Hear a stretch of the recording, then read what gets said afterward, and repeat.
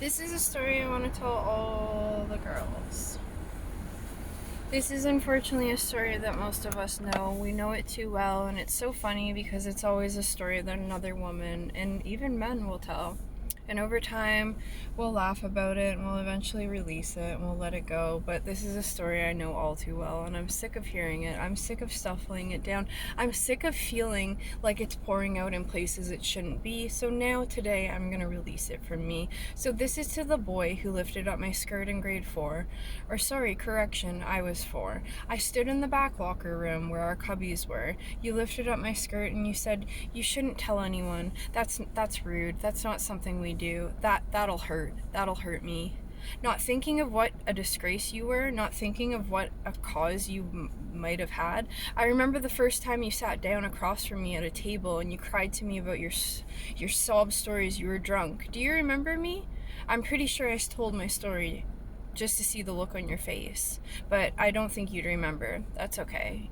I wouldn't remember me either. I'm sure you replaced me with another girl that you tried to put your hand on her thigh and slip it down, and then when I said no, you'd make fun of me. You'd make me to be looking like the clown. You'd make fun of me and you'd make me feel like a fucking worthless piece of trash, and you'd make me feel like, why does she not want me? Why does she not? I didn't want anyone. Even to this day, I wonder why my body trembles when you even look me in my face. The other sex, when they look my way, I make sure to shave my head so I don't look the way that they want me to appeal, because it makes my stomach churn. It makes me feel so real, to take me back to that place. So the first time he slipped his hand up my thigh, I said, "Could you stop, please?" And then he'd look me in the eye and say, "But Charisse, don't you love me?" And I know this is a story that each and every girl has to tell, and every man, and I'm sure we each know one very, very well. But here it is, it's my time to say, this is my truth, and this is what I have to say. So I spent years and years drowning myself into an abyss because the simple time that the guy lifted up my skirt. Well, listen to this. It's not how it went. That's not the whole story. And now I feel like a fool even trying to make it real, trying to make it not phony. And you'll look me in my face and you'll say, "But Charisse, you liked it last night. Do you remember how blackout I was? Do you remember the incoherency in my eye?" So then I'd just get tired and I'd get shy and I'd shut down and I'd be like, okay, well, I guess this is what I wanted. I guess this is what is going to be of my day. And do you know how many times that happened? Too many to count.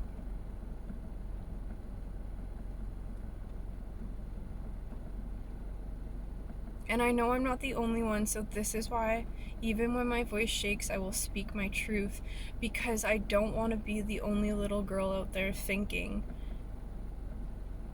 what is wrong with you? Charisse, why don't you find the other sex appealing? What is wrong with you? Maybe it was the first time he put his hand on my thigh and I said, "Could you stop, please?" And he looked me directly in the eye and he said, "Oh, Charisse, come on, really?" And that was someone I loved. That was someone that told me they loved me. And then it would lead to the first time I'd have sex. It was the worst experience of my life, like many times after. And I'd think, what the fuck is wrong with me? And it always led back to the guy who lifted up my skirt when I was 4. And then it led to every other experience that made me want to walk out the door. It makes my stomach churn and I feel queasy and I feel sick and my words, they tremble, and I know this. But I will not live in silence and I will not live in fear, because Charisse is not that little girl that you held so fucking dear. You thought, oh, look at the pretty little blonde girl with blue eyes. She will never say anything. She doesn't even cry. She just stands there numbly. She lays there. She must enjoy it, right? This is for all the little girls who thought that there was something wrong with them when there wasn't.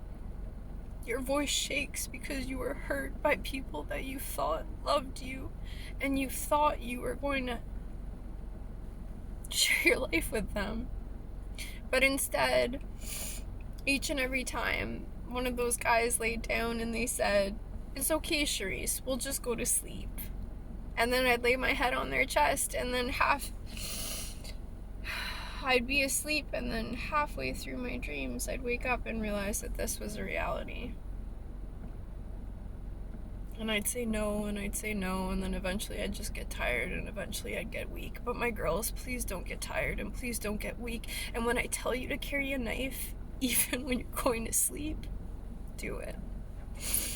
And if you're in a position that you feel you need to carry a knife even when you sleep, don't go there. But when it's too late, you go to sleep with the knife. And even if it does feel right, and then even if you change your mind, there's nothing wrong with that. No one can take that away from you. When you speak the words and you speak true and you say loudly, no thank you, you hold that and you keep that. And when you say no and you say no again, then no fucking thank you, my friend. Whether it be a friend or a person you thought you loved, it's always these guys that go beyond and above, and then you're laying beside them, and then they say, well, I did all that for you today. And then they flutter their eyes, and you just think, well, this is really it for me, isn't it? And you wonder why every experience turns your stomach and makes you queasy, and when he puts his hand on your thigh, you think, fuck, I must be easy.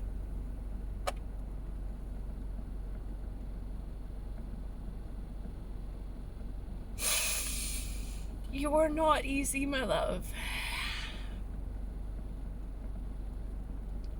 And the day you shave your head so you're not that pretty blonde girl with blue eyes, so they just fucking leave you alone, so they'll take their hand off your thigh, you will finally realize,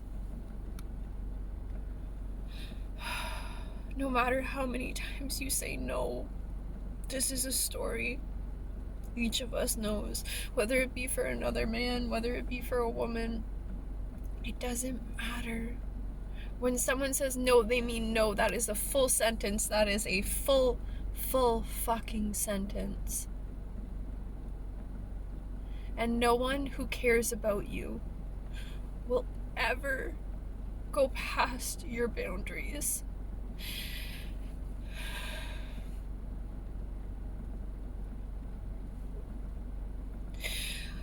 I drowned myself so deeply in drugs and booze that I couldn't feel anything.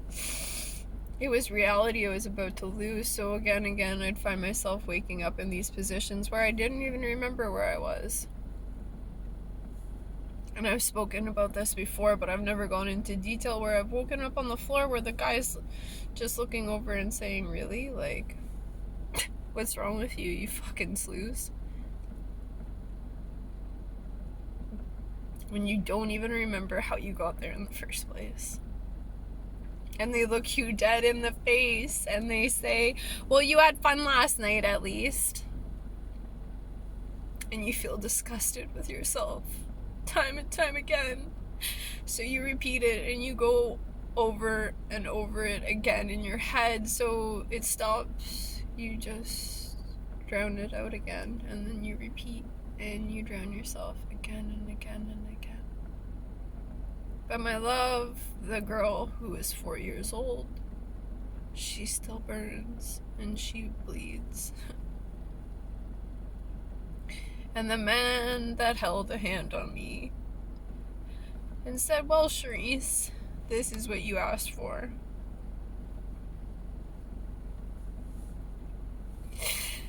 And some idiot will message me and say, oh, Charisse, are you okay? And I will say, go fuck yourself.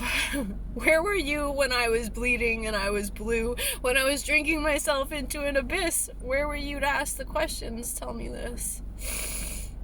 And no, I'm not going to speak it out loud and pour myself down a fucking another drain. But what I will do is speak out loud, even if it fucking sounds insane. Because I know a girl.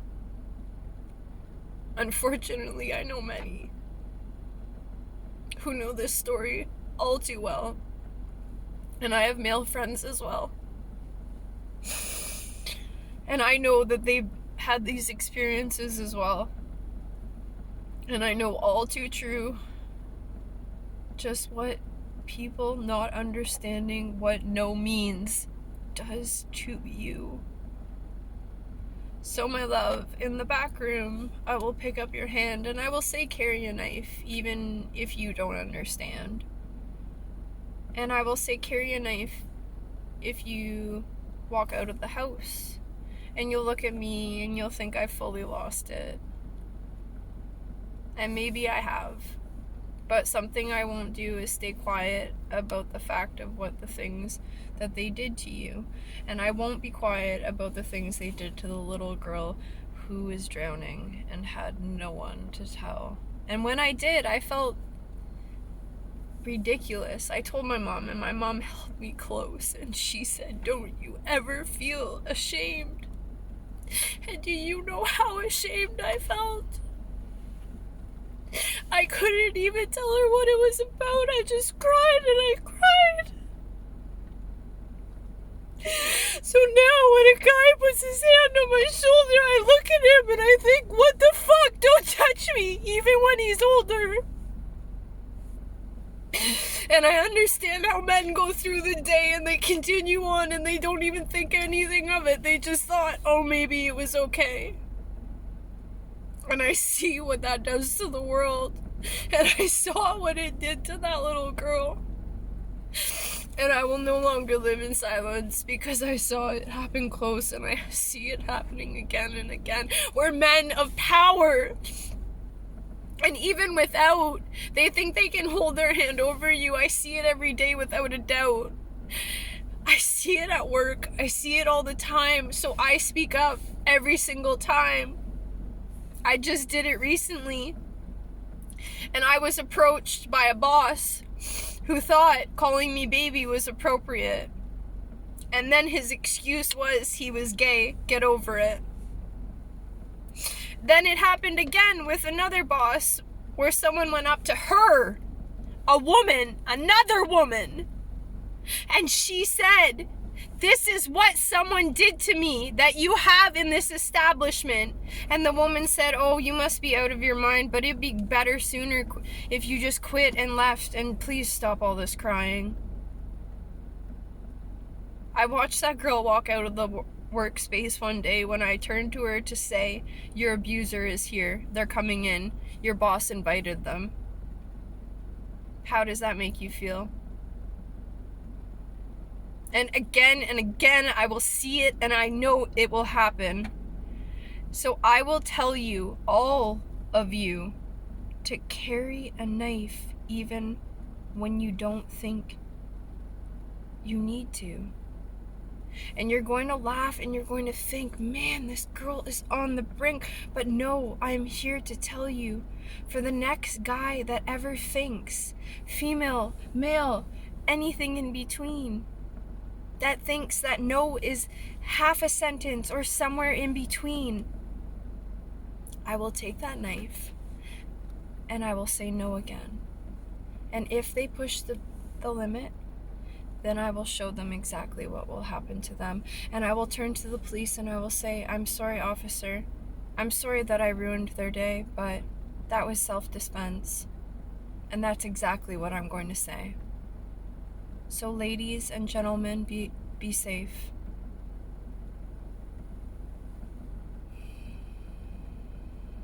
And just know when someone's touch is unwelcome, no is a full sentence. There's nothing you need to run from. You aren't disgusting. You aren't fucked up. There is nothing wrong with you. And if I could protect you or keep the pain from you, I would. But I know it's impossible, believe me. I tried to drown it out. But even at 31, it's still pouring out. So today, I will speak louder, even as my voice shakes, and I will say, no is a full sentence. And that's all I have to say.